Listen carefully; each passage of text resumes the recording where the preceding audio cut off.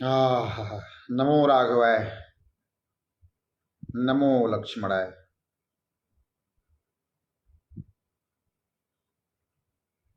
श्री सीतारामाभ्याम नमः। श्री जानकी वल्लभो विजयते राम। श्री उर्मिला वल्लभ सरकार की जय हो। नीलांबुज श्यामल कोमलांगम सीता समारोपित वाम भागम पाणौ महासायक चारु चापम नमामि रामम रघुवंशनाथम। सच्चिदानंद रूपाय विश्वोत्पत्त्यादि हेतवे तापत्रय विनाशाय श्री कृष्णाय वयम नमः। मनोजवम मारुतुल्य वेगम जितेन्द्रियम बुद्धिमतां वरिष्ठम वातात्मजं वानरयूथ मुखम श्री रामदूतम शरणं प्रपद्ये। श्री रामदूतम शरणं प्रपद्ये। श्री रामदूतम शरणं प्रपद्ये।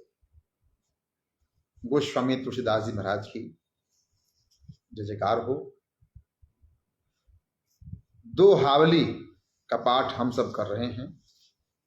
कल तक हम लोगों ने दोहावली के दोहा क्रमांक 350 तक का पाठ किया है। यदि इंटरनेट बाधित नहीं हुआ तो दोहा क्रमांक 400 तक का पाठ आज हम लोग करेंगे, अर्थात 391 दोहा से लेकर के दोहा क्रमांक 400 तक का पाठ हम लोग आज करेंगे। तो आइए, समय अधिक लगेगा, लाइव सेशन अधिक होगा। हम और आप धैर्य से श्रवण करेंगे। गोस्वामी जी ने दोहावली में वस्तु ही प्रधान है, आधार नहीं, इस हेतु निवेदन किया है और लिखा है, मणि भाजन मधुपारई पूरन अमी निहारी का छाड़िए का संग्रह कहूं विवेक विचारे। मणि भाजन मधुपारई पूरन अमी निहारी का छाड़िए का संग्रह, का छाड़िए का संग्रह कहूं विवेक विचार। शराब से भरे हुए मणिमय पात्र और अमृत से पूर्ण मिट्टी के वर्तन को देखकर जरा विवेक पूर्वक विचार कर कहो कि इन दोनों में से किसका त्याग करना चाहिए और किसको ग्रहण करना चाहिए।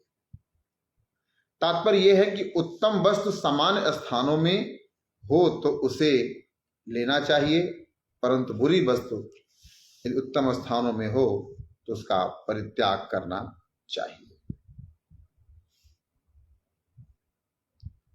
समझ में आया? नहीं आया? स्पष्ट करता हूं।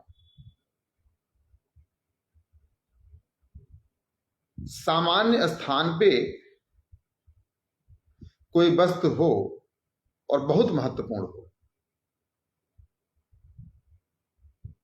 और कोई बहुत महत्वपूर्ण वस्तु में कोई असामान्य सा वस्तु हो, तो दोनों में से किसका चयन करें, इसका चिंतन आप अवश्य कीजिए। वस्तु महत्वपूर्ण है और वह वस्तु जिस पदार्थ में, जिस पात्र में रखा है वह पात्र भी महत्वपूर्ण है। दो अलग अलग सिचुएशन है और दोनों में से आप चयन कीजिए कि क्या करना है। वैसे गोस्वामी जी तो कहते हैं कि बहुत महत्वपूर्ण वस्तु किसी भी सामान्य स्थान पे हो, सामान्य वस्तु में हो, तो आपको वह महत्वपूर्ण वस्तु ही, अर्थात वह महत्वपूर्ण चीज ही स्वीकार करना चाहिए ना कि बहुत बहुमूल्य पात्र में रखा हुआ सामान्य चीज। आप चिंतन कीजिए इस पे। आपके स्पष्टीकरण के लिए, आपको स्पष्ट हो जाए इसलिए मैं इस दोहा का पाठ एक बार और कर देता हूं।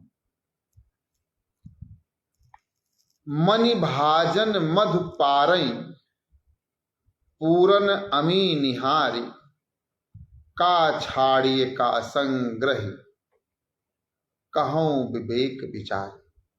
शराब से भरे हुए मणिमय पात्र और अमृत से पूर्ण मिट्टी के बर्तन को देखकर जरा विवेक पूर्वक विचार कर कहो, इन दोनों में से किसका त्याग करना चाहिए और किसको ग्रहण करना चाहिए।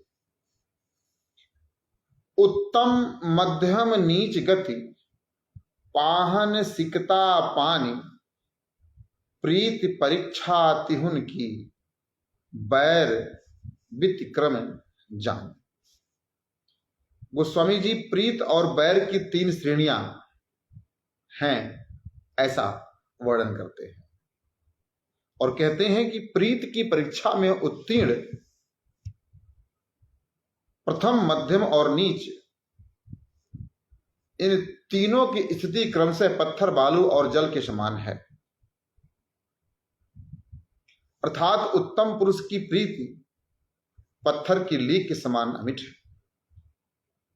मध्यम मनुष्य की प्रीति बालू की रेखा के समान है, दूसरी हवा न लगने तक ही है, और नीच की प्रीत तो जल के लकीर के समान है। जैसे अंगुली से जल में लकीर करते जाइए, साथ ही साथ वह मिटता जाता है, ऐसे ही नीच की प्रीति तत्काल नष्ट हो जाती है। परंतु बैर इसकी विपरीत है। उत्तम पुरुष का जल की तरह, जल की लकीर की तरह बैर होता है और तत्काल नष्ट हो जाता है। मध्यम का बालू की रेखा के समान कुछ समय तक रहने वाला और नीच का पत्थर की लकीर के सदृश चिरस्थायी हो जाता है। गोस्वामी जी उत्तम मध्यम नीच गति, पाहन सिकता पानी, प्रीत परीक्षा तिहुन की, बैर वितिक्रम जानी। प्रीत की परीक्षा में उत्तम, मध्यम और नीच, फर्स्ट, सेकंड एंड थर्ड, इन तीनों की स्थिति क्रमशः पत्थर, बालू और जल, पत्थर, बालू और जल के समान है। अर्थात उत्तम पुरुष की प्रीति पत्थर की लकीर है, मध्यम मनुष्य की प्रीति बालू की रेखा के समान है, और नीच की प्रीति जल के लकीर के समान है। जल में आप लकीर खींचिए, लकीर बनाइए, तो एक तरफ बनेगा और दूसरी तरफ मिट जाएगा। अर्थात नीच व्यक्ति से प्रीत करना उचित नहीं है, क्योंकि वह आपसे प्रीत करता ही नहीं। उत्तम पुरुष, उत्तम विचार के लोग, उनका प्रेम अटल होता है, अर्थात पत्थर की लकीर होती है। पत्थर की लकीर, बालू की लकीर और जल की लकीर, आप ऐसा मान लीजिए। जो मध्यम होते हैं वो जब तक हवा नहीं लगता तब तक साथ देते हैं, हवा लगते ही अपना रूप बदल लेते हैं। जैसे बालू में लकीर खींचिए, तेज हवा आती है तो लकीर को बंद कर देती है। तो हमें उत्तम पुरुष के लोगों से ही प्रीत बढ़ाना है। उसका एक और भाव है। गोस्वामी जी कहते हैं कि इसके विपरीत बैर होता है। यदि उत्तम व्यक्ति आपसे बैर करेगा तो वो पल भर के लिए करेगा, फिर भूल जाएगा। मध्यम व्यक्ति कुछ दिन तक और याद करेगा, लेकिन यदि नीच व्यक्ति है तो बैर आपसे पूरा करेगा। हाँ, उसके लिए बैर अर्थात आपसे ईर्ष्या पत्थर की लकीर बन जाती है। तो हमें ऐसे नीच लोगों से दूर रहना चाहिए। गोस्वामी जी मानस में लिखते हैं,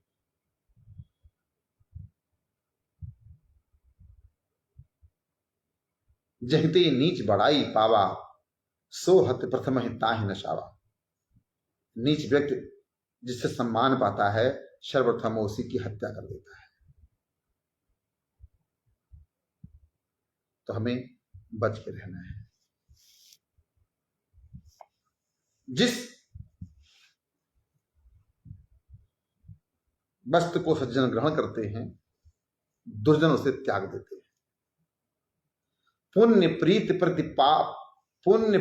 पति प्राप्ति परमार्थ पथ 5, लहई सुजन परिहर ही खल, सुनहु सिखावन साच। पुण्य, प्रेम, प्रतिष्ठा, प्राप्ति और परमार्थ का पथ है। इन पांचों को सज्जन गण तो ग्रहण करते हैं और दुष्ट लोग इनका त्याग कर देते हैं। इस सच्ची सीख को जाने। नीच निरादर ही सुखद, आदर सुखद विशाल।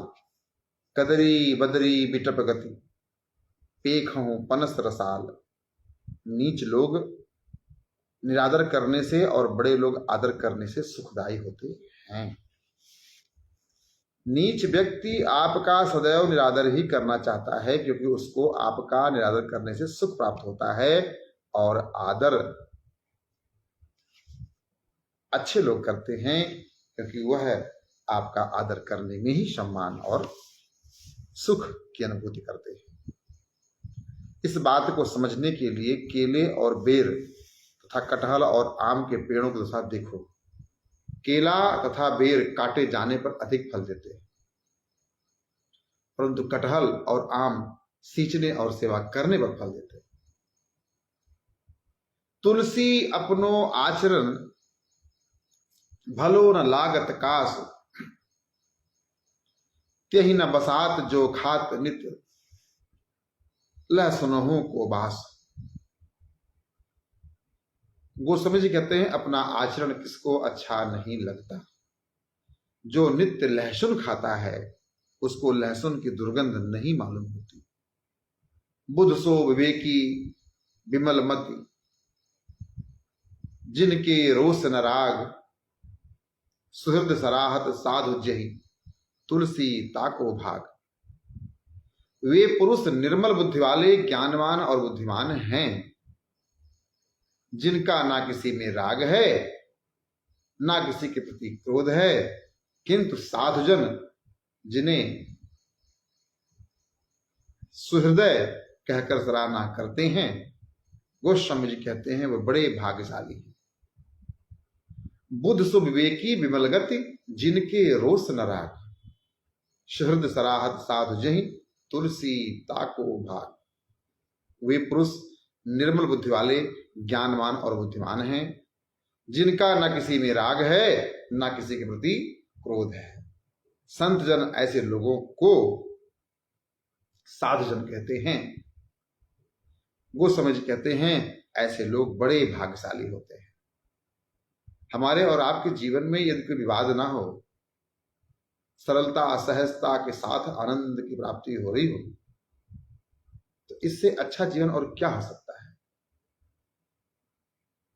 यही हमारा आपका सौभाग्य है।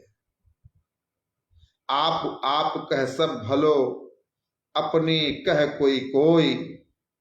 तुलसी सब कह जो भलो, सुजन सराहिए सोई। स्वयं अपने लिए सभी भले हैं, स्वयं अपने लिए सभी भले हैं। सभी अपनी भलाई करना चाहते हैं। कोई कोई अपनों की भी भलाई करने वाले होते हैं। गोस्वामी जी कहते हैं जो सबकी भलाई करने वाला है वही साधु जनों के द्वारा संसार प्राप्त कर सकता है। अपने भले के लिए जगत जीता है, कुछ लोग अपनों के भले के लिए जीते हैं, परंतु जो सबके लिए जिए वही साधु जन है, ऐसा गोस्वामी जी निवेदन करते हैं। तुलसी भलो संगते पोच कुसंगति सोई, नाव किन्नरी तीर अति लोह बिलो कहूं लो। अच्छी संगति से मनुष्य अच्छा और बुरी संगत से बुरा हो जाता है। हे लोगों, देखो, जो लोहा नाव में लगने से सबको पार उतारने वाला और सितार में लगने से मधुर संगीत सुनाकर सुख देने वाला बन जाता है, वही तलवार और तीर में लगने से जीवों के लिए प्राण घातक हो जाता है।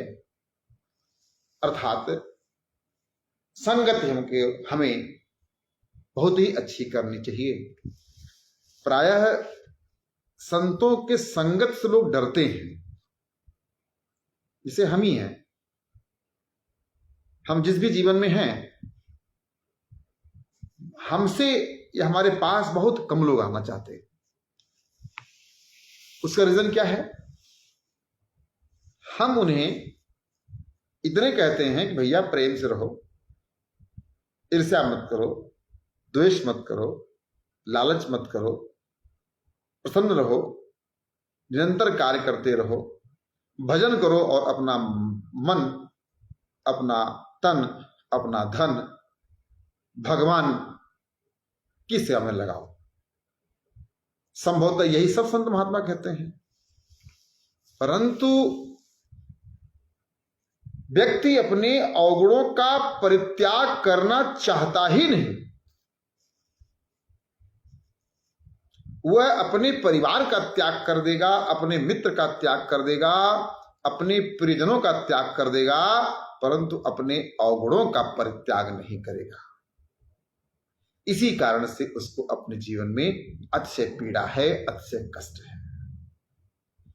आज का व्यक्ति अपने अवगुणों के साथ जीना चाहता है, और इसका प्रमुख कारण यह है कि वह सत्संगत नहीं करता, वह सत्य का पालन करने वाले लोगों के संग उठता बैठता नहीं है। अर्थात सच्ची बातें उसको अच्छी नहीं लगती। वह चाहता है कि लोग उससे प्रेम करें, लेकिन स्वयं वह किसी से प्रेम नहीं करेगा। वह चाहता है कि लोग उसका सम्मान करें, लेकिन वह स्वयं किसी का सम्मान नहीं करेगा। वह चाहता है कि सब उसकी रक्षा करें, परंतु वह किसी की रक्षा नहीं करेगा। वह चाहता है कि समस्त समाज उसका सहयोग करे, लेकिन वह समाज का सहयोग नहीं करेगा। ये कहां से आता है? इसका आपके हृदय में प्रकट होना ऐसे दुर्बुद्धिपूर्ण भाव मात्र एक कारण है। बताऊं क्या? क्योंकि आपने सत्संग नहीं किया। गुरु संगति गुरु होई सो, लघु संगति लघु नाम, चार पदार्थ में घने नरक द्वार काम। बड़ों की संगत से मनुष्य बड़ा हो जाता है और छोटों की संगत से मनुष्य छोटा हो जाता है। अर्थ धर्म काम मोक्ष साथ रहने से नरक के साक्षात द्वार काम की भी गिनती चार पदार्थों में हो जाती है।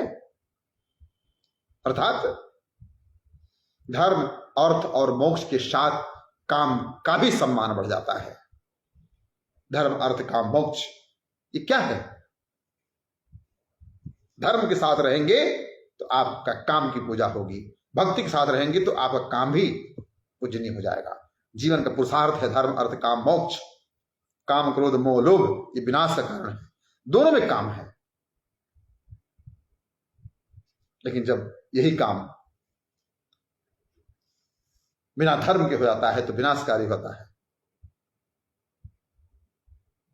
इस काम के ऊपर जब धर्म के साथ अर्थ आता है तो यही काम पूजनीय होता है।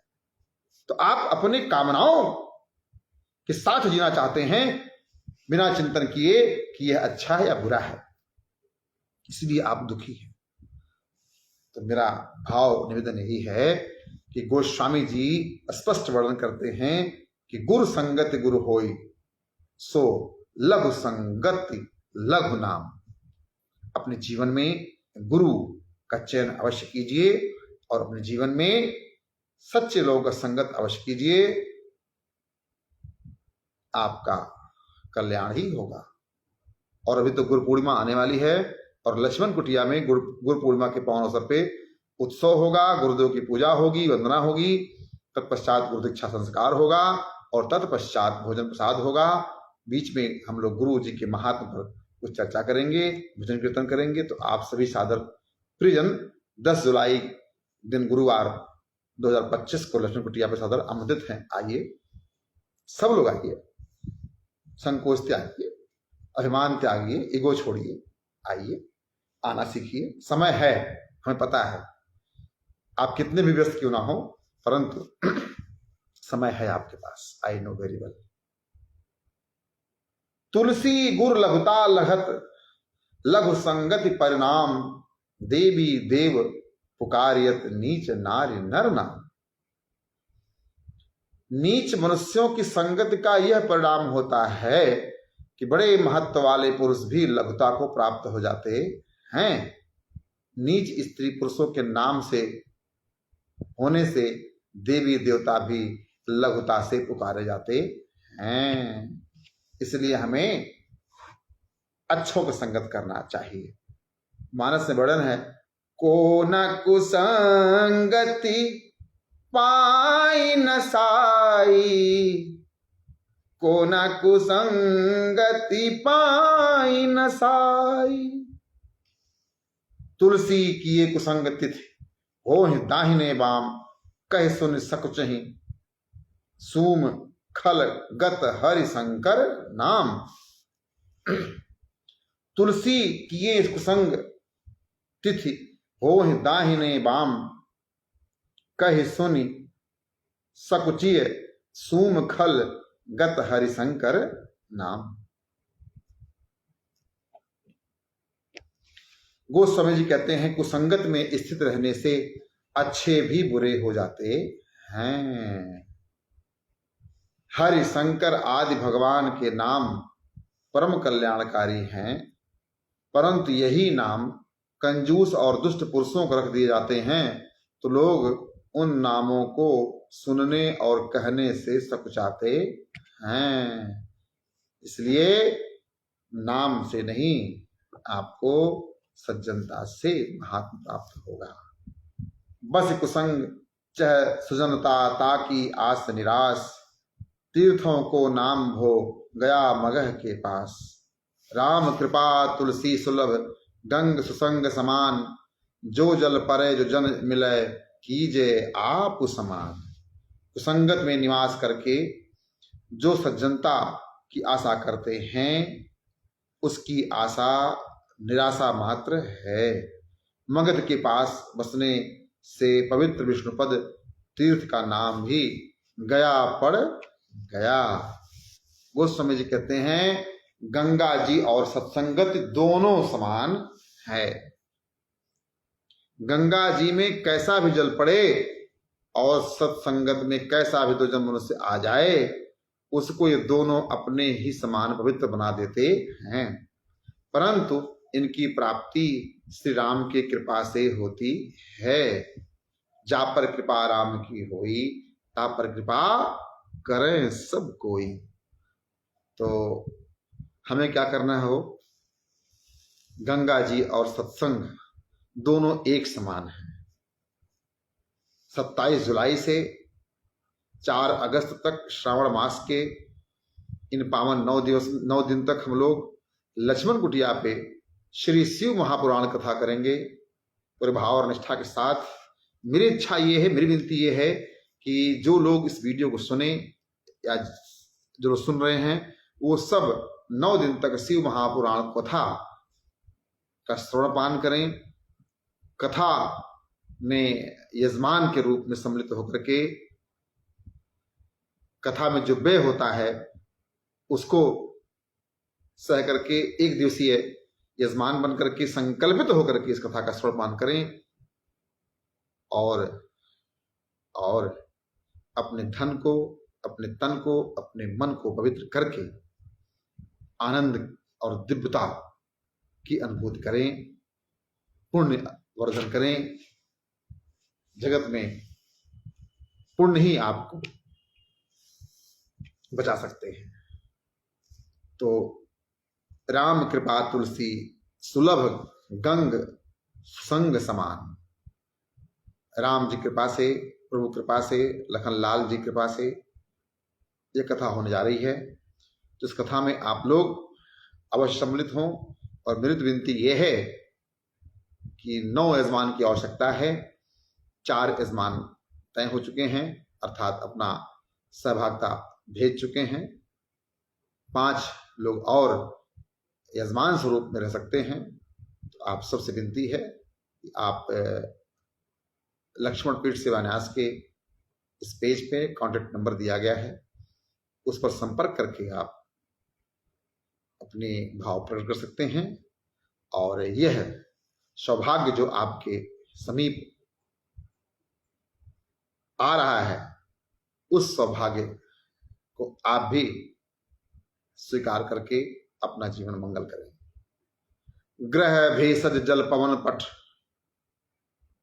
पाई कुजोग सुजोग होहि कुवस्तु सुबस्तु जग लखई सुलक्षण लोग। ग्रह, औषधि, जल, वायु और वस्त्र, ये सभी बुरा या अच्छा संग पाकर जगत में बुरे या अच्छे पदार्थ बन जाते हैं। इस रहस्य को अच्छे लक्षण वाले बुद्धिमान लोग ही जानते हैं। ग्रह है, सदैव लाभकारी होता है, परंतु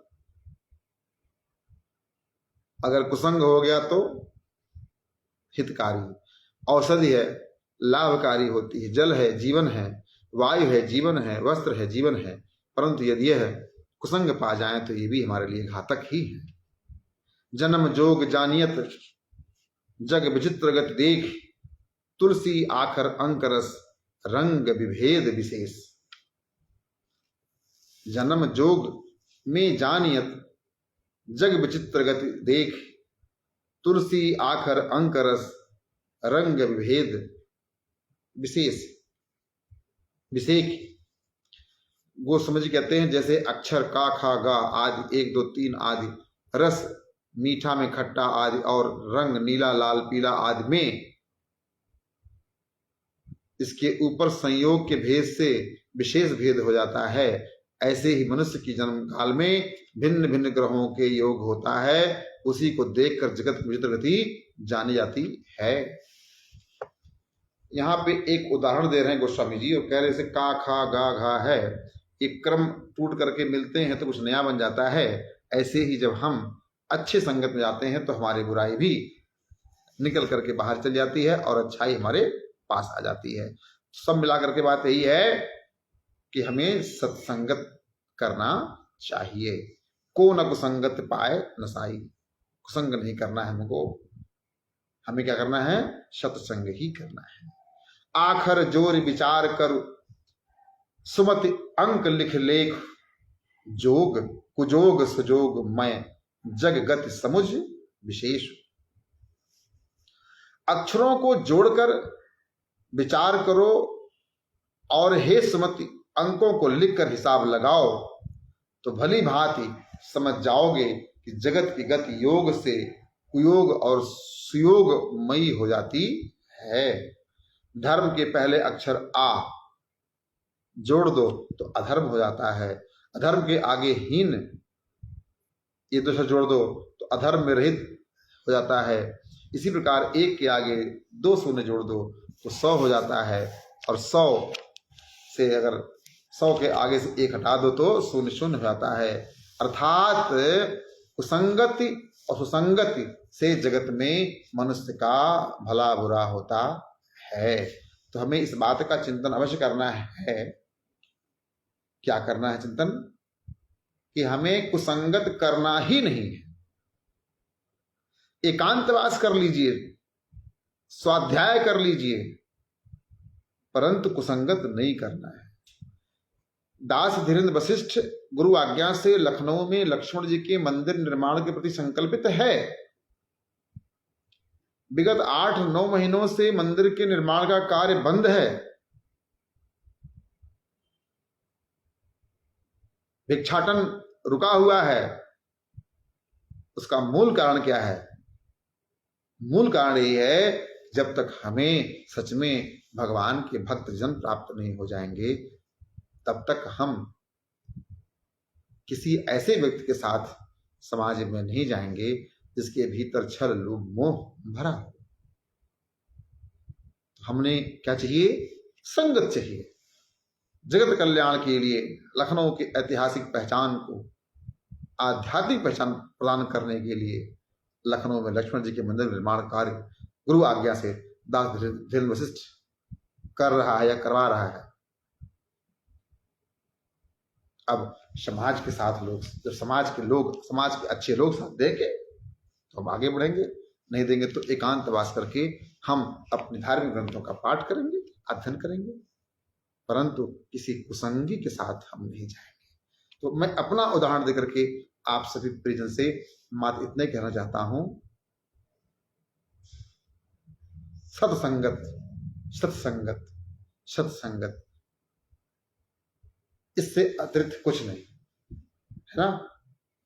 सत्संगत से प्यार करना सीखो जी, हाँ, जीवन का कल्याण करना सीखो जी। सत्संगत से प्यार करना सीखो जी, जीवन का कल्याण करना सीखो जी, है ना। आगे गोस्वामी जी लिखते हैं दोहावली के दोहा क्रमांक 367 अर्थात 367 में, कर विचार चल सुपथ भल आदि मध्य परिणाम, उलट जपे जारा मरा सूधे राजा राम। गोस्वामी जी बड़े अद्भुत संत हैं और बहुत अद्भुत भाव प्रकट करते हैं। मैं तो कभी कभी बड़ा आनंदित होता हूं। विचार करके सुमार्ग पर चलो, ऐसा करने से आदि मध्य और परिणाम में भला ही भला है। जैसे बिना विचारे उल्टा जपने से जो शब्द जारा और मरा हो जाता है, जो शब्द जारा और मरा हो जाता है, वही विचार पूर्वक सीधा जपने से राजा राम हो जाता है। तो जारा और मरा यह कहने से कोई तात्पर्य नहीं है। यदि आप जारा और मरा के चक्कर में पड़ रहे हैं तो आप जलेंगे और मरेंगे, परंतु यदि आप सुविचार करके, सत्संगत करके, संत चरण का स्नेह प्राप्त करके, यदि इसको उलट करके आप राजा राम कहेंगे तो आपका कल्याण ही कल्याण है। बोलिए श्री सीताराम जी महाराज की जय। होई भले के अनभलो, होई दान के सूम, होई कपूत सपूत के ज्यों पावक में धूम। जैसे पवित्र तेजो में अग्नि से काला धुआं निकलता है, वैसे ही भले के बुरा, दानी के कंजूस और सपूत के कपूत उत्पन्न हो जाते हैं। अग्नि से धुआं तो निकलता ही है। गोस्वामी जी उदाहरण देते हैं कि दानी के घर कंजूस, सपूत के घर कपूत और भले के घर बुरा भी उत्पन्न हो जाते हैं। इसलिए हमको सत्संग आवश्यक है। जड़ चेतन गुण दोष में विश्व कीन करता, संत हंस गुण गहई पय। परिहरि बारि विकार। विधाता ने इस जड़ चेतन विश्व को गुण दोष में रचा है, परंतु संत रूपी हंस दोष रूपी जल को त्याग कर गुण रूपी दूध को ही ग्रहण करते हैं। मूल भाव एक भाव, सत्संगत सत्संगत सत्संगत। पाट कीट ते होई, त्यहिते पाटंबर रुचिर। कृमि पालय सब कोई, परम अपावन प्राण सम। रेशम कीड़े से होता है, उससे सुंदर रेशमी वस्त्र बनते हैं, इसलिए अत्यंत अपवित्र कीड़ों को भी सब लोग प्राणों के समान पालते हैं। जो जो जहि जहि रस मगन, तह सो मुदित मन मानी। रस गुण दोष विचार वो, रसिक रीति पहचान।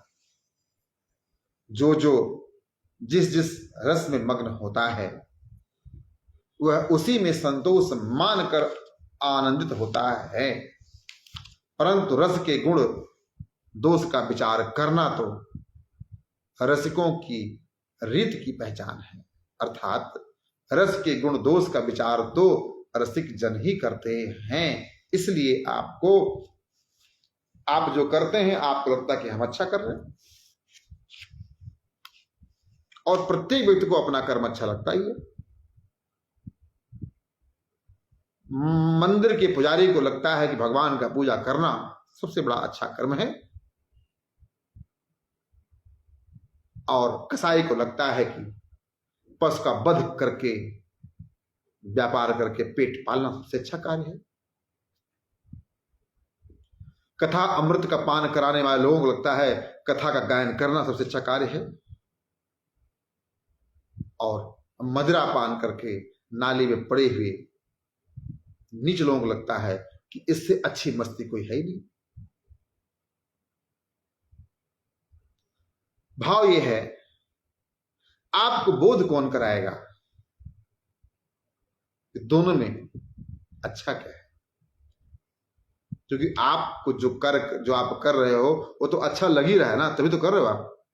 अब वो अच्छा है कि नहीं है, इसका बोध मात्र और मात्र आपके गुरुदेव भगवान ही कराएंगे। हम इतने इगोइस्ट हैं कि अपने कर्म का अवलोकन करते नहीं, और बिना अवलोकन के पूर्ण विश्वास करके उसे निरंतर करते रहते हैं, भले ही हम विनाश के कगार पर क्यों ना पहुंच जाए, है ना। तो आप से विनम्र प्रार्थना, गुरु बिन भव निधि तरे न तोई, जो बिरंच शंकर सब होई। बिना गुरु के कोई तरता नहीं है, तो आप भी अपने जीवन में गुरु का चयन करके अपना जीवन आनंदित, आई वुड लाइक टू से फ्लॉलेस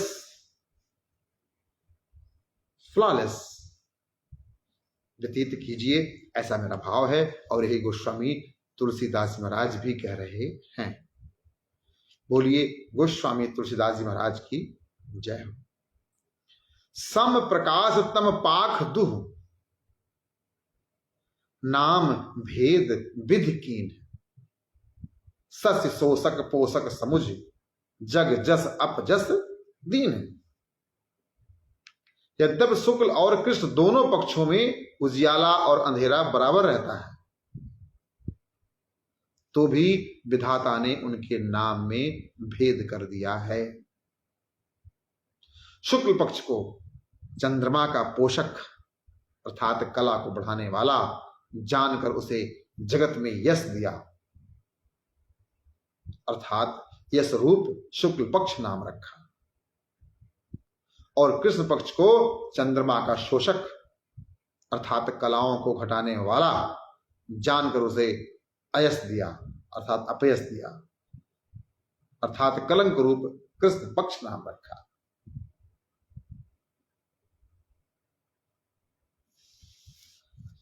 लोक बेदहूं लौ दगों, नाम भले को पोच, धर्म राज जग गाज पग, कहत सकोच न सोच। लोक और वेदत वेद तक, लोक और वेद तक में भले का बुरा नाम प्रसिद्ध है। धर्मराज को यम और बिजली को वज्र कहने में किसी को सोच अथवा संकोच नहीं होता।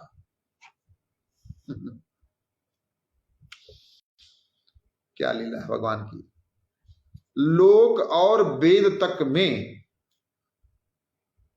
लोकमत और वेदमत दोनों में भले को बुरा कहने की परंपरा प्रसिद्ध है। जैसे हम लोग धर्मराज को क्या कहते हैं? यमराज कहते हैं।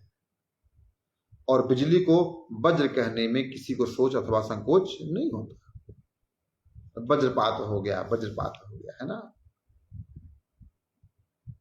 तो कभी कभी भले को बुराई मिल जाती है, और जो बुरे हैं उनका तो भगवान रक्षा करे। विनती ही है, सत्संगत से प्यार करना सीखो जी। संत चरण में रहकर अपना कल्याण करना सीखो जी। विरुच परखी हैं सुजन जन, राखी परखी हैं मंद, वड़वा नल सोसत उदधि, हर्ष चढ़ावत चंद। संतों की परख तो हमारी रुचि के बिना ही हो जाती है। उनके सरल पवित्र स्वभाव से और उनके कृपा से हमारे बिना ही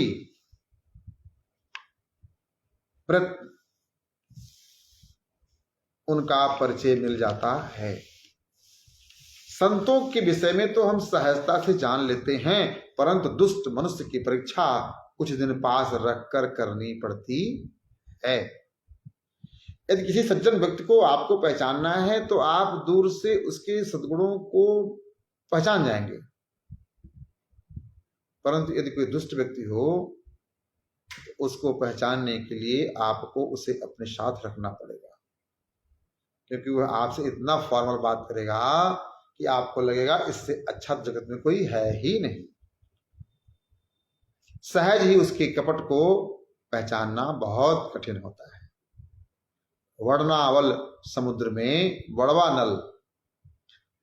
नल समुद्र में बहुत दिन तक रहने के बाद समुद्र के जल को सोखता है, परंतु चंद्रमा दर्शन देते ही समुद्र को हर्ष बढ़ाता है। नीच पुरुष की नीचता का वर्णन गोस्वामी जी 375 में करते हैं। प्रभु सन्मुख भये नीच, नर होत निपट विकराल। रूब रूख लख दर्पण, फटिक उगिलत ज्वाला चाल। मालिक के अनुकूल होने पर नीच मनुष्य एकदम भयंकर बन जाते हैं। जैसे दर्पण और स्फटिक सूर्य का रुख अपनी तरफ देखकर आग की लपटें उगलने लगते हैं। मालिक के अनुकूल होने पर नीच व्यक्ति एकदम भयंकर हो जाते हैं। कुछ लोगों ने इसका अनुभव किया होगा। ऐसे बहुत से लोग हैं जो इसका अनुभव निरंतर करते होंगे। यदि आप नौकरी में हैं तो आप वहां करते होंगे, यदि आप व्यापार में हैं तो वहां करते होंगे, और यदि आप राजनीतिक क्षेत्र में हैं तो आप वहां भी करते होंगे। किसी बड़े नेता से आप मिलने जाइए तो वो तो बड़ी सहजता से, बड़े प्रेम से मिल जाता है। किसी बड़े अधिकारी से मिलने जाइए तो वह बड़े सहजता और प्रेम से मिल जाता है, लेकिन उसके नीचे कार्य करने वाले पूरे राक्षस की तरह व्यवहार करते हैं।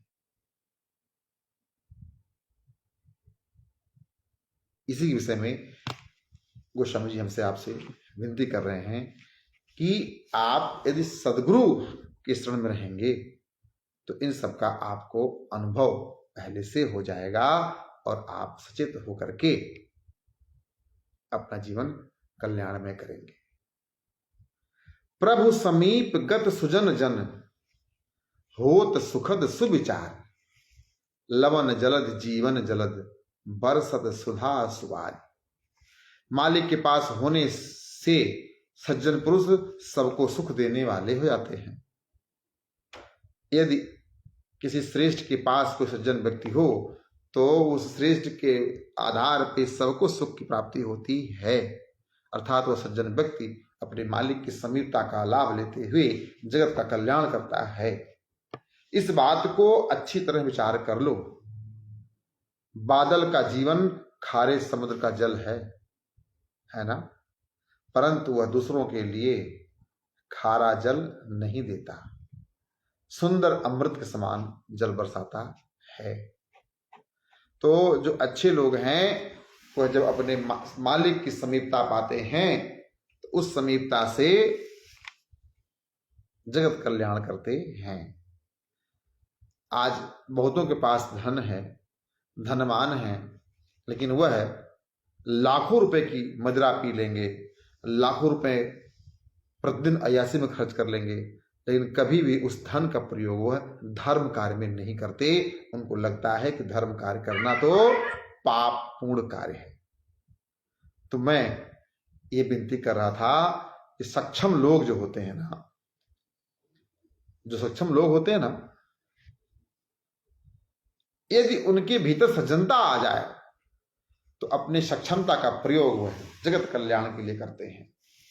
यदि अवगुणी व्यक्ति के पास सक्षमता आ जाए तो वह विनाश के लिए कार्य करता है। ऊर्जा यदि नियंत्रण में नहीं है तो वह विनाशकारी हो जाती है। ऊर्जा यदि नियंत्रण में है तो वह निर्माणकारी हो जाती है। इसलिए नियंत्रण में रहना हमें और आपको अति आवश्यक है, और वह नियंत्रण हमारे सद्गुरुदेव भगवान का होना चाहिए। बोली सद्गुरुदेव भगवान की जय। नीच निरावह निरस तरु, तुलसी सींचहि ऊख। आहा, पोषत पैद समान सब, विष पीयूष के रूख। गोस्वामी जी कहते हैं, नीच मनुष्य सूखे वृक्षों को तो खेत से उखाड़ के फेंक देते हैं और रस वाले ऊख को सींचते हैं, परंतु बादल विष और अमृत दोनों प्रकार के वृक्षों को समान रूप से पोषित करता है।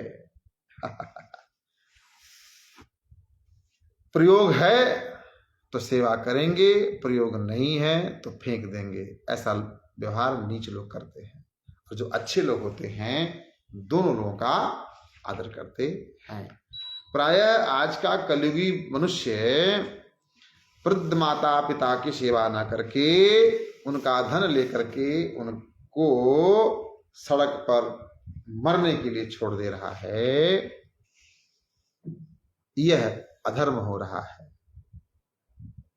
ऐसा तब नहीं होगा जब आप सत्संगत में रहेंगे, जब आप किसी गुरुदेव भगवान के चरण शरण में रह करके अपना जीवन व्यतीत करेंगे। तो बरसहि विश्व हर्षित करत, हरत ताप अघ प्यास। तुलसी दोष न जलद को, जो जल जरे जवास। जो जल जरे जवास। बादल तो बरस कर समस्त विश्व को प्रसन्न करता है और सबके ताप अर्थात गर्मी अर्थात दुख अर्थात प्यास का हरण करता है। गोस्वामी जी कहते हैं कि यदि उसके जल से जवासा जल जाए तो इसमें बादल का कोई दोष नहीं है। अमरदानी जाचक मरहि, मरि मरि फिर लेहि।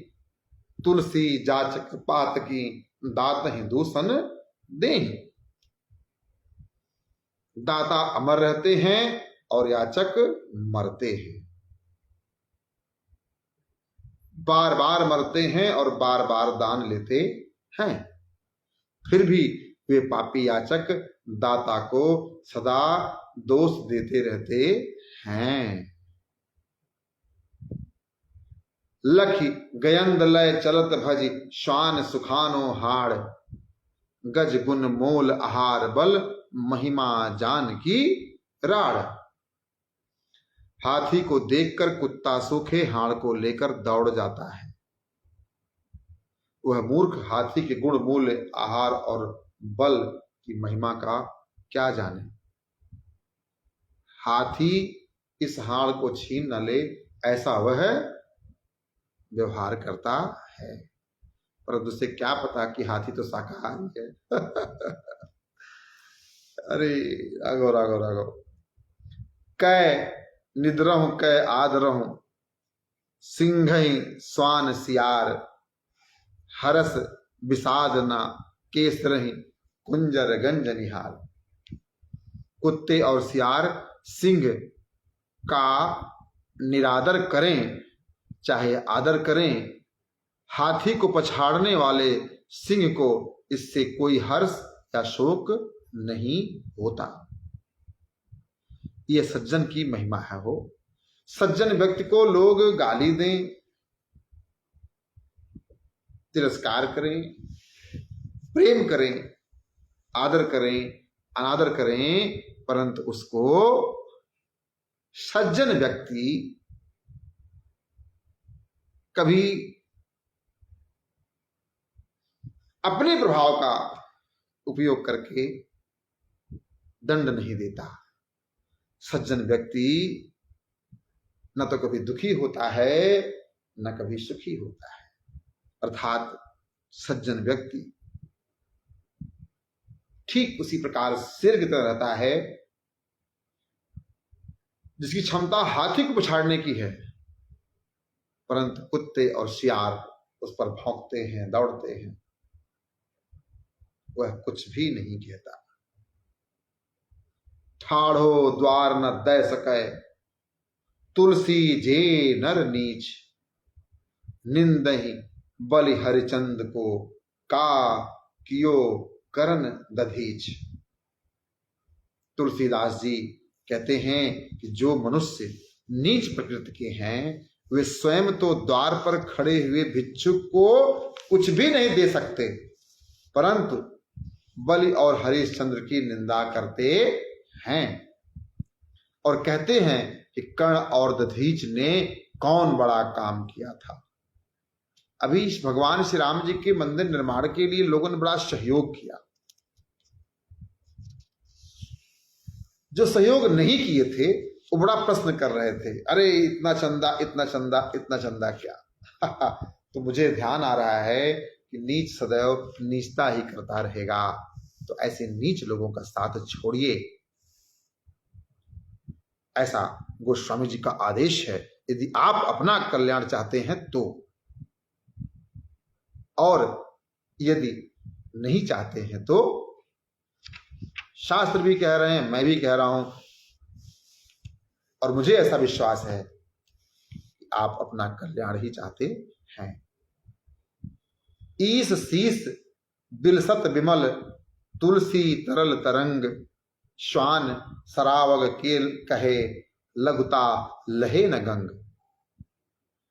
तुलसीदास जी कहते हैं, जिन श्री गंगा जी का निर्मल और तरल तरंगे भगवान श्री शंकर के मस्तक पर शोभा पाती है, उन श्री गंगा जी की महिमा में कुत्ते और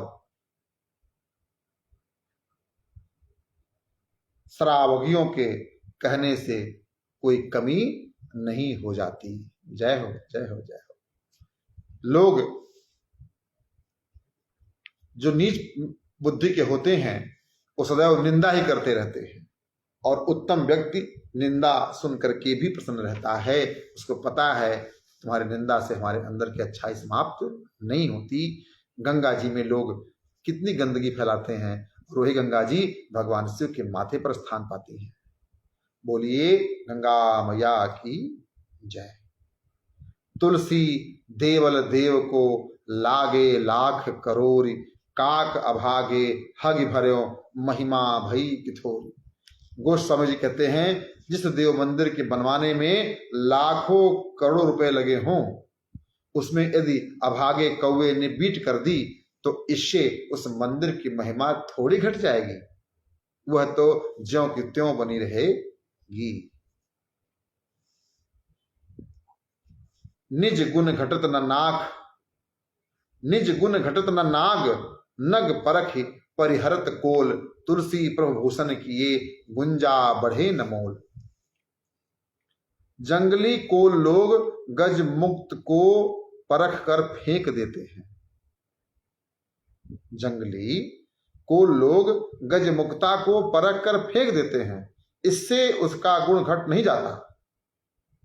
इसके विपरीत भगवान श्री कृष्ण ने गुंजा के कहने, गुंजा के गहने बनाकर पहने, परंतु इससे उनकी कीमत बढ़ नहीं गई।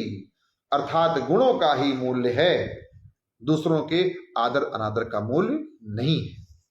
तो भाव यही है, सद्गुणी बनिए, सत्संगी बनिए, गुणवान बनिए। अमृत को चाहे मिट्टी के कलश में रखिए, चाहे सोने के कलश में रखिए, अमृत अमृत ही रहेगा। राका पति खोड़स उहई, तारा गण समुदाय, सकल गिरन तव लाइए, बिनु रवि राति न जाए। चाहे चंद्रमा समस्त तारागणों के साथ लेकर और 16 कलाओं से पूर्ण होकर उदय हो जाए, और साथ ही सभी पहाड़ों में आग भी लगा दी जाए, तो भी सूर्य के उदय हुए बिना रात्रि नहीं जाती।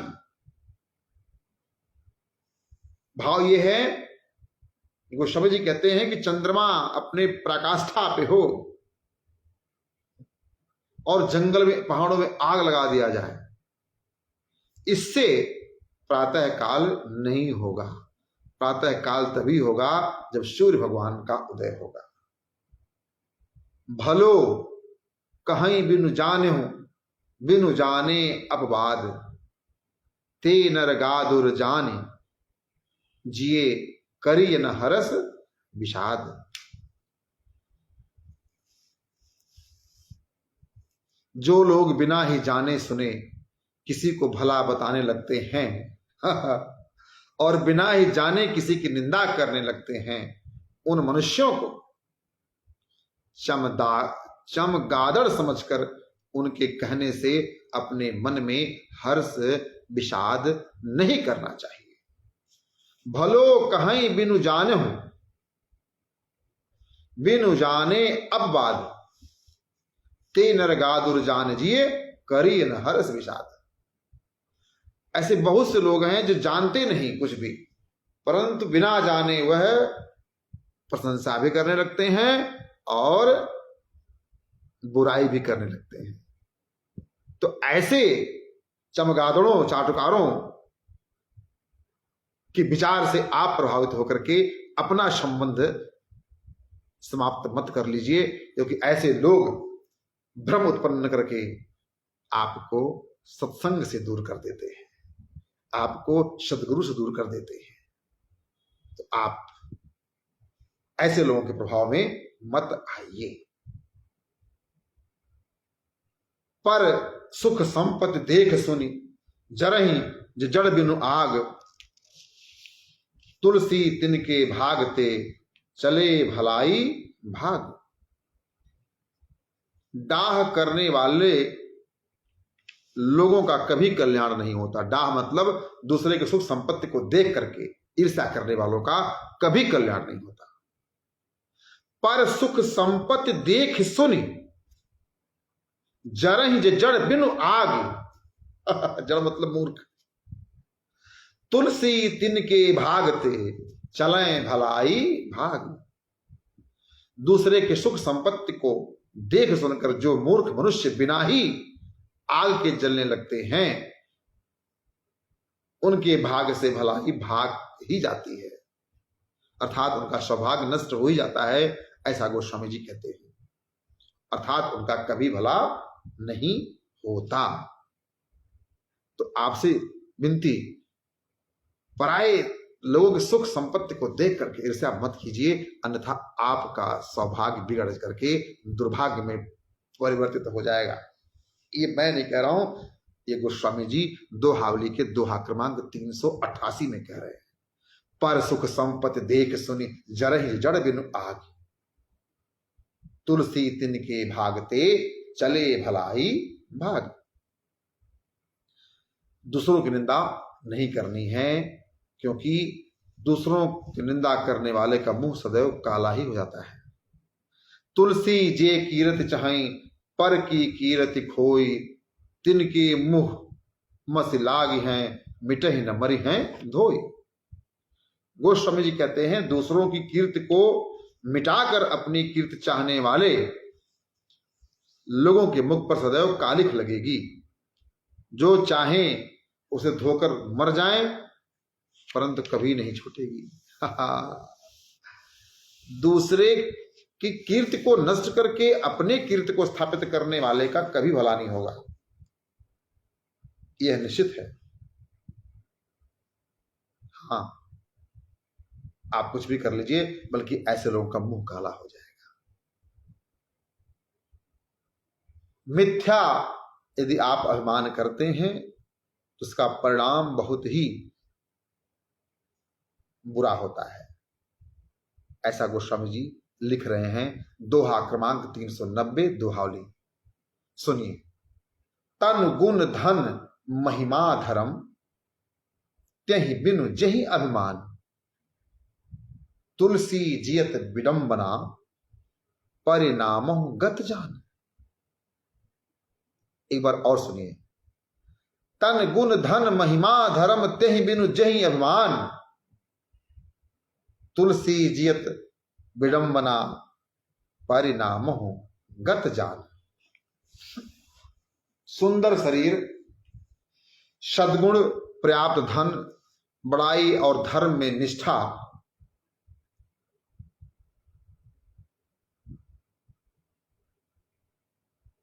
समझ में आया? नहीं, पुनः। सुंदर शरीर, सद्गुण, पर्याप्त धन, बड़ाई और धर्म में निष्ठा, इनके ना होने पर भी जिसको मिथ्या अभिमान है,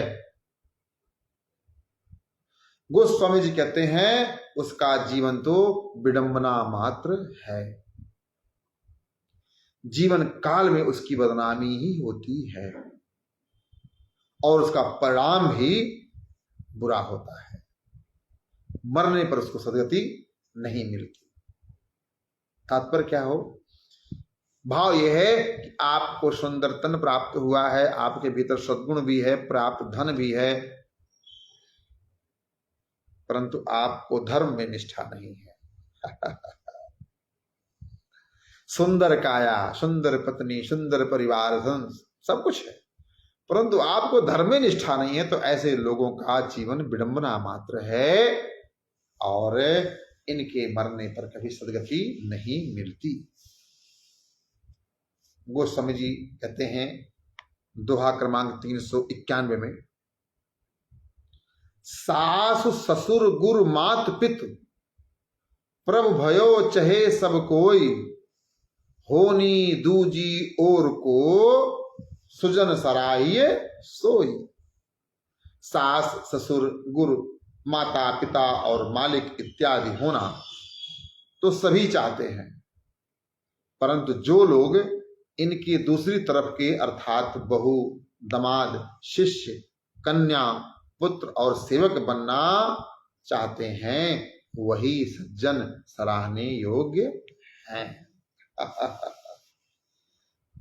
गाय का बछड़ा होता है ना, जब वह बहुत छोटा होता है तो उसको माँ का दूध मिलता है, और थोड़ा बड़ा हो जाता है तो उसको क्या मिलता है खाने को? भूसा।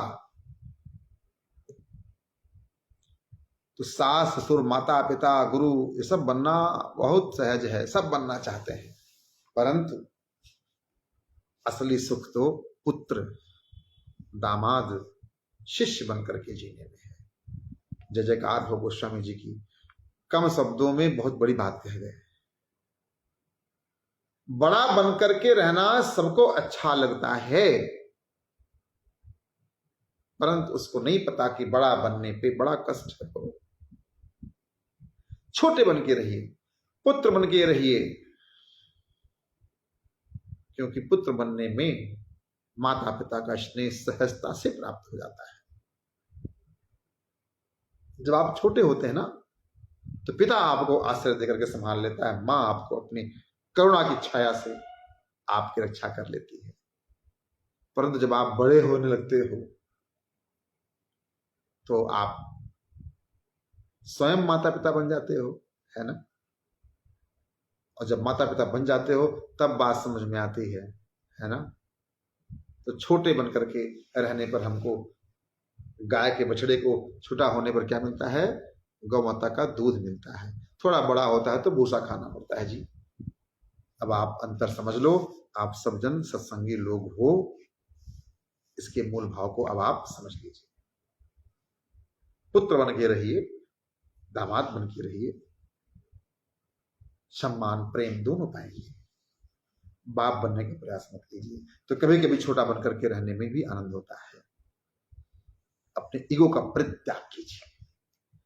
हाँ, आजकल जितना बड़ा ईगो उतना छोटा जीवन, जितना अधिक अहंकार उतना अधिक भिखारी पना आपके घर में रहेगा, ये आप जानिए।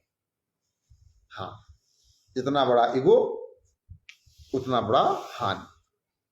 सज्जन व्यक्ति स्वाभाविक ही पूजनीय हो जाता है। सज्जन व्यक्ति स्वाभाविक रूप से पूजनीय हो जाता है। इस भाव को गोस्वामी जी दोहा क्रमांक 392 में लिख रहे हैं। आइए हम सब इसका पाठ करें।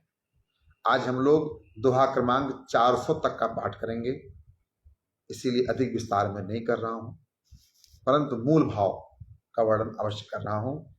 तो पाठ के साथ साथ मूल भाव अर्थात जो गोस्वामी जी कहना चाहते हैं, अपने मंद बुद्धि से अपना भावार्थ आप तक पहुंचाने का प्रयास। उद्देश्य, आपके पास दोहावली का पाठ करने का समय नहीं है, आपके पास गोस्वामी तुलसीदास जी के द्वारा रचित 12 धार्मिक ग्रंथों का पाठ करने का समय नहीं है। बहुतों को तो पता भी नहीं होगा कि गोस्वामी तुलसीदास जी के द्वारा कितने ग्रंथ लिखे गए हैं। हाँ, सुनो ध्यान से, 12 ग्रंथ लिखे गए हैं। श्री रामचरितमानस, विनय पत्रिका, दोहावली, कवितावली, पदावली, रामला नेहछु, जानकी मंगल, पार्वती मंगल आदि 12 ग्रंथ हैं। शेष आप पढ़ लीजिएगा, इसी बहाने आप प्रयास करेंगे, है ना। तो आइए दोहा क्रमांक 392 का पाठ करें, जिसमें गोस्वामी जी ये कहना चाहते हैं कि स्वाभाविक रूप से सज्जन व्यक्ति पूजनीय हो जाता है। 60 सही सांसति पति लहत, सुजन कलेश न काए, गढ़ी गुड़ी पाहन पूजिए, गंडक शिला सुभाए।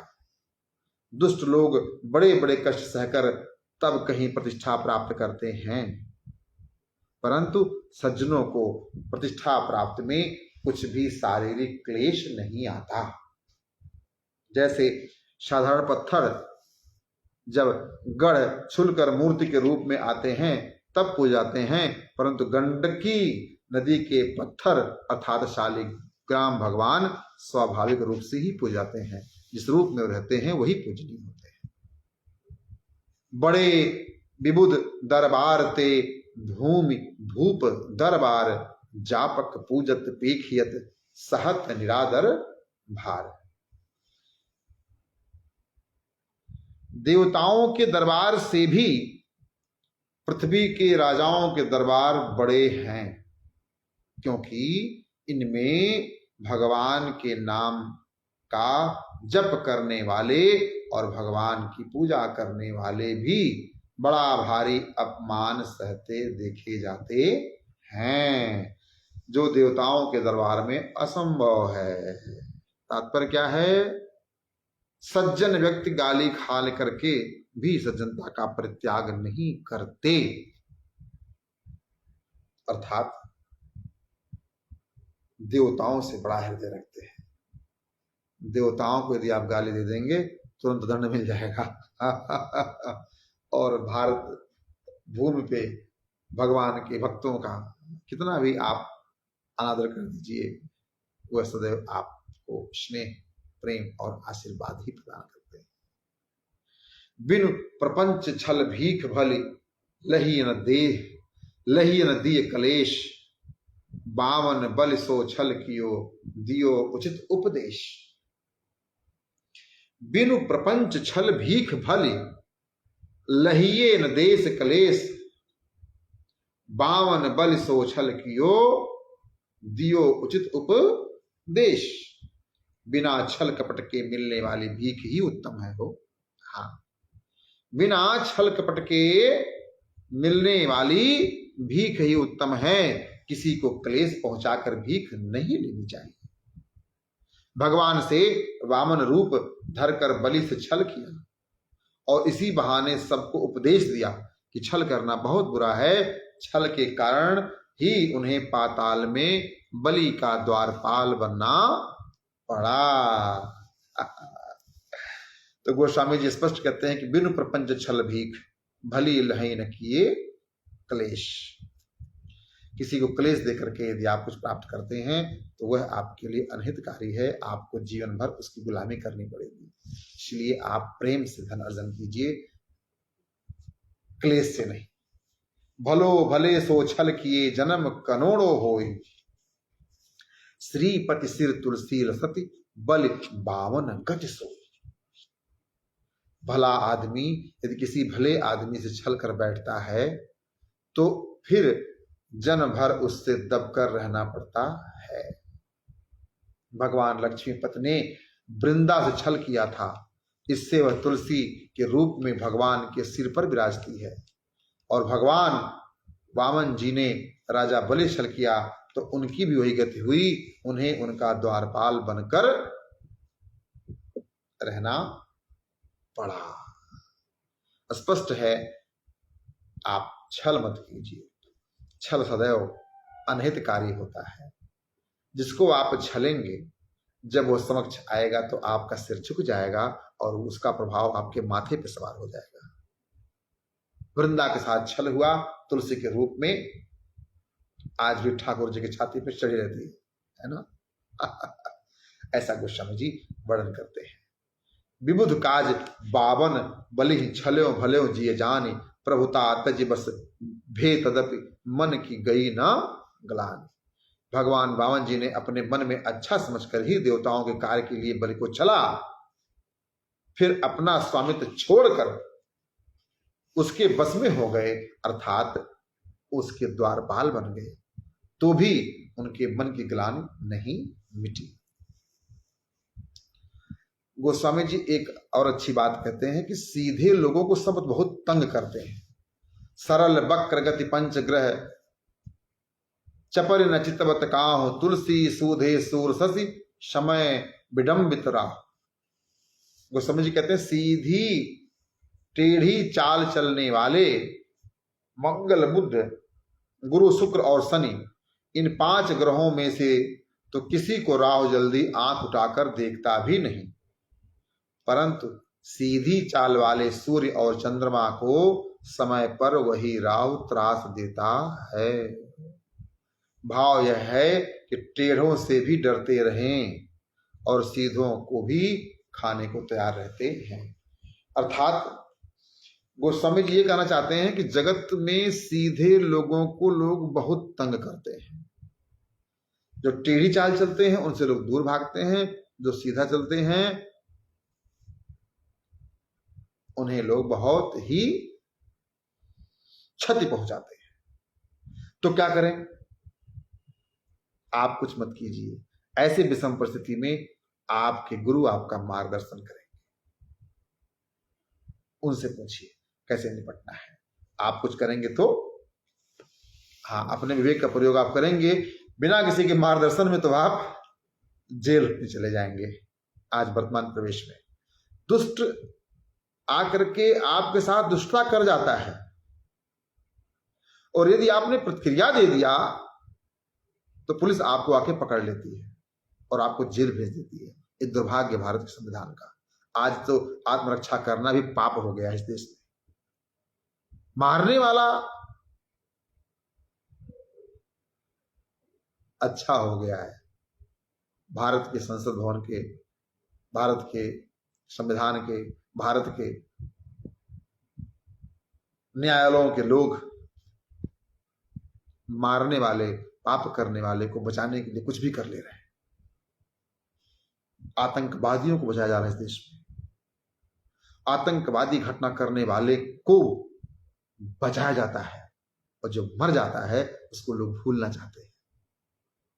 संभल की घटना का चिंतन कीजिए, आंसू निकल जाएगा। दुर्भाग्य है इस देश का।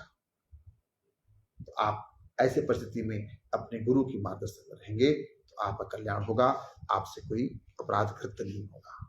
बोलिए पूज्य गुरुदेव भगवान की जय हो।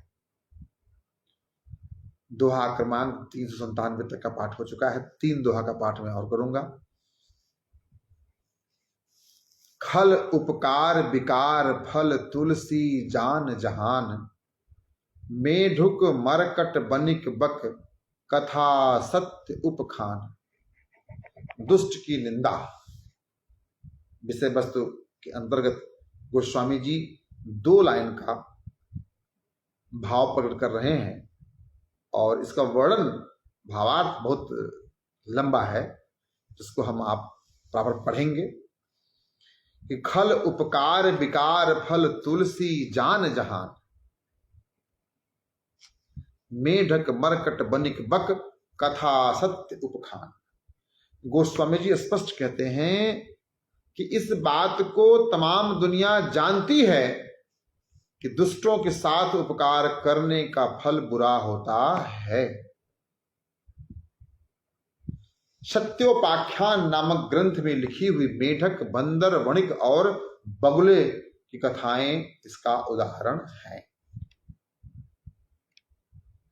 सत्योपाख्यान नामक ग्रंथ है, उसमें मेढक, बंदर, वणिक और बगुले की कथाएं इसके उदाहरण हैं। किसके उदाहरण भैया? दुष्टों के साथ उपकार करने का फल बुरा होता है। एक मेढक ने अपने विरोधी कुटुंबियों का नाश कराने के लिए एक सांप को बुलाया। उसने सोचा कि सांप को पेट भर भोजन मिलेगा तो वह मेरा उपकार मानेगा और विरोधियों का नाश कर देगा। सांप ने आकर उसके सब कुटुंबियों को खा डाला और फिर उस समय मेढक को भी खाने के लिए तैयार हो गया। उसने किसी तरह अपनी जान बचाई। तो हमें दुष्टों के साथ छोड़ना है, क्योंकि यह आपको ही मारेंगे। दुष्टों के साथ उपकार करेंगे तो उसका फल बुरा ही होगा। खल उपकार विकार फल तुलसी जान जहान। हाँ, एक बंदर को किसी मगर से दोस्ती हो गई। बंदर अपने दोस्त मगर को जंगल से ला लाकर मीठे फल खिलाया करता था। एक दिन मगर अपनी स्त्री के कहने से बंदर को पीठ पर चढ़ाकर छल से पानी में ले गया और उसका कलेजा निकालना चाहा। बुद्धिमान बंदर ने उसके कपट को जानकर मगर से कहा, भाई मैं तो कलेजा घर छोड़ के आया। मूर्ख मगर ने उससे कहा, अच्छा जाओ उसे ले आओ। मगर उसे पीठ पर चढ़ाकर किनारे ले गया। बंदर ने पानी से बाहर कूदकर अपनी जान बचाई। ये भी एक उदाहरण है। एक वणिक राजा से मित्रता कर लिया। राजा को किसी मंत्र सिद्धि के लिए एक स्त्री की पूजा करनी थी। राजा ने इसके लिए वणिक से उसकी स्त्री को मांगा। वणिक ने विश्वास करके स्त्री को राजा के महल में भेज दिया। राजा के मन में पाप आ गया और उसने स्त्री का बलात्कार कर दिया। वणिक को इससे सबसे बड़ा दुख पहुंचा। तो हमें कभी भी दुष्टों के साथ उपकार नहीं करना चाहिए। एक कथा और आती है। एक बगुले ने किसी आदमी को धन का खजाना बतलाया। एक बगुले ने किसी व्यक्ति को धन का खजाना बतलाया, परंतु उसने उपकार न मानकर उल्टे उसी को मार डाला। अब बताइए, तो इन 4 उदाहरणों का वर्णन दोहावली में भावार्थ के भाव में प्रकट किया गया है। मूल भाव यही है कि दुष्टों के साथ उपकार करने का फल बुरा होता है। तुलसी खलबानी मधुर सुन समझिए ही हेरी, राम राज बाधक भई मूढ़ मंथरा चेरी। गोस्वामी जी स्पष्ट कहते हैं कि दुष्ट की मीठी वाणी सुनकर अपने हृदय में अच्छी तरह विचार कर उसका मतलब समझना चाहिए, सहसा उस पर विश्वास नहीं कर लेना चाहिए। मूढ़दासी मंथरा छल भरी मीठी वाणी से ही कैकेयी को निमित्त बना करके राम जी के राज्याभिषेक में बाधक बनी। राम राज बाधक भई मूढ़ मंथरा चेरी। जोक सूधि मन कुटिल गति खल विपरीत विचारु, अनहित सोनित सोस सोहित शोषण हार। जो की चाल टेढ़ी होती है परंतु वह मन से सीधी होती है, क्योंकि वह हानिकारक रक्त को चूसती है। परंतु दुष्टों को इससे विपरीत समझना चाहिए। वे बाहरी चाल ढाल से तो बड़े अच्छे दिखते हैं, परंतु मन के अत्यंत कपटी होते हैं, क्योंकि वे तो दूसरों के हित का शोषण करने वाले होते हैं। तो गोस्वामी जी ने स्पष्ट हमें और आपको निर्देश दिया है, क्या?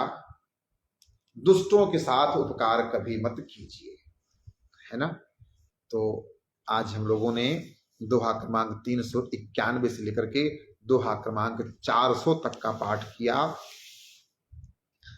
हम लोग पुनः इसका पाठ करेंगे। तब तक के लिए जय श्री राम, सादर प्रणाम। 10 जुलाई को गुरु पूर्णिमा है। आप सब लोग प्रातःकाल 10 बजे तक अवश्य पधारिए लक्ष्मण कुटिया पे। गुरु पूर्णिमा के उत्सव में आप सब लोग आइए, अच्छा लगेगा। अद्वैत वेदांत के नाम से एक आईडी है, ये इन्होंने देखा। आदित्य मणि जी देख रहे हैं, भूपेंद्र श्रीवास्तव जी इसको देख रहे हैं, वीरेंद्र मिश्र जी इस को देखा और सुना। जितने लोगों ने भी देखा आज का वीडियो, आप सबसे विनती, विभा श्रीवास्तव जी, बड़ा अच्छा नाम है विभा श्रीवास्तव जी का, बहुत अच्छा बेटा। आप सब लोगों को जय जय सिया राम। योगेश कुमार जी, जय हो फिर भैया। आप सभी लोगों को सादर जय सिया राम। नमो राघवाय, नमो लक्ष्मणाय, हर हर महादेव। तो गीता दोहावली का पाठ चल रहा है, 573 दोहा है, 400 तक का पाठ अपन कर चुके हैं, 173 और पढ़ना है। मुझे लगता है कि हम लोग 3 दिन में इसका पाठ पूर्ण कर लेंगे। शनिवार तक मुझे पाठ पूर्ण करना है, तो हो सकता है कि रात में पुनः 10 बजे से 11 बजे तक लाइव आ जाऊं। तब तक के लिए जय जय श्री राम, सादर प्रणाम।